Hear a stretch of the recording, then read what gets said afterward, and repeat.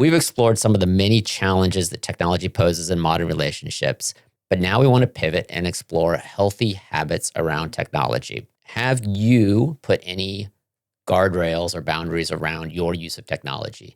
Melissa and I absolutely have, and we've changed our habits. And so we're going to spend some time talking about what we view as healthy habits. And just like in the last segment, we're going to encourage you to listen through this segment and tell us if you agree with any of these habits. Tell us if there's any habits you've developed that you want to share, or disagree with some of our habits, because maybe some of ours are a little extreme and you're going to go, what are you doing? That's not realistic at all. Put my phone down. What are you talking about? I think the first one that we implemented quite a while ago, and I think it probably went to its height of implementation during COVID times, because what else were you going to do but be on the computer, be on the phone, be on Netflix? But we have intentional time every day where we are device free. So what are the times where we're device free? When we walk the dog, we are typically off. They're in the pockets. They're used mainly for tracking, for exercise tracking, and we don't look at them. That is one-on-one time with the dog as well. So it's the three of us out and about without being on our devices. And it's not a hard, fast rule, but I did get chastised for it the other day because I was on my phone because one of my colleagues was corresponding about something that was of interest to both of us, but I kept going to my phone, and she's like, put away your phone. I'm like, okay, fine, I put away my phone. And the other one we have, and I just realized, you mentioned a lot of these things, with COVID, but this went way back. The girls didn't get their first phones till like freshman year, I think. They were 13 when they got their first phones. Okay. So the end of middle school, and we had a no phones at the dinner table policy, and we've kept that. We don't text during meals. That's meals out, meals in, doesn't matter. There's no technology during dinner time, meal times. And so that one has been around for 13 years. Yeah. When we had the girls living at home, we would always have dinner around the dinner table, and it was always time to share and not be on your devices. We don't have that same tradition with just the two of us. We've replaced it with some other technology like, TV and Netflix and streaming and shows, but still it's not a time to be on your devices. Correct. For sure. Yeah. So the walks, the dinner, what else? What are the other times? I think those are the vacations.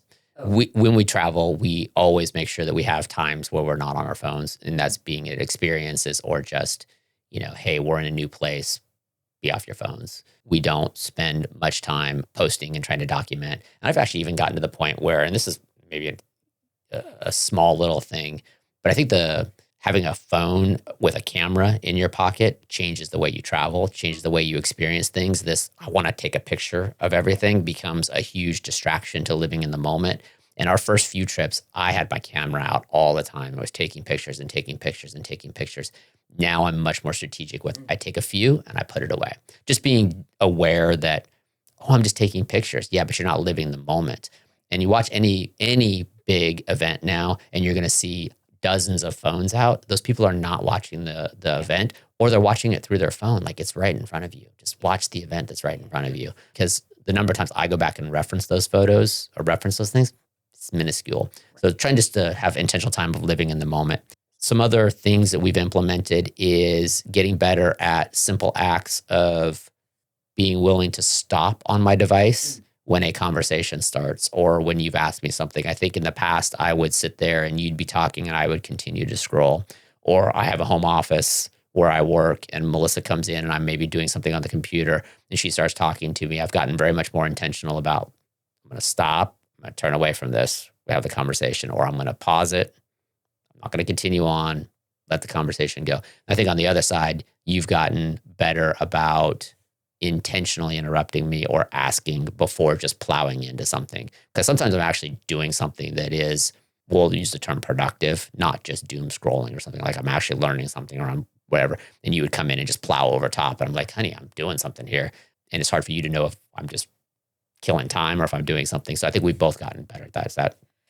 That's what I was going to say. I think it's important because sometimes you can't drop what you're doing. Maybe it's time sensitive or it's work related, but you can't always tell that from the outside. It's important to say, hey, can I tell you a story real quick? And the answer might be no. And I think we need to be okay with that. But I think that is important. And you're right. I have been working on that. Something that instead of just walking in and assuming 24/7 access in a different way, since we both work from home, to find out if now is a good time or not. Yep, exactly. And then related sort of to that is respecting that there are certain habits we have of certain times of day where we do things. I mentioned earlier that you spend time catching up with friends and family via Facebook. Well, you do that in the evening every night. So I'll come downstairs. I know if you're sitting at the table and you're on your computer, you're doing that. So it's not a time where I'm usually going to come in and tell you stories. Doesn't mean I can't say, hey, you got time for a story. But usually I'm going to say, oh, yeah, she's spending her time doing whatever. A couple other things that we've implemented that I think are really important. And we never have important conversations over media. If we're having a disagreement, we don't sort of continue it over text. We don't make big decisions over text. We do all those things in person. What other, or any thoughts on that or others? Yeah, I think that's an important one. Some people feel more comfortable. They feel like they have time to reply. Okay, there are some positives there. But in general, anything that is a big deal, I still think needs to be verbal, looking at somebody in the face, making eye contact, and talking about the things. I think arguing over social media, over text, is just a really bad idea. Too many things can get misconstrued. Maybe you'll say things that you wouldn't face to face. Ooh, digital courage. Right?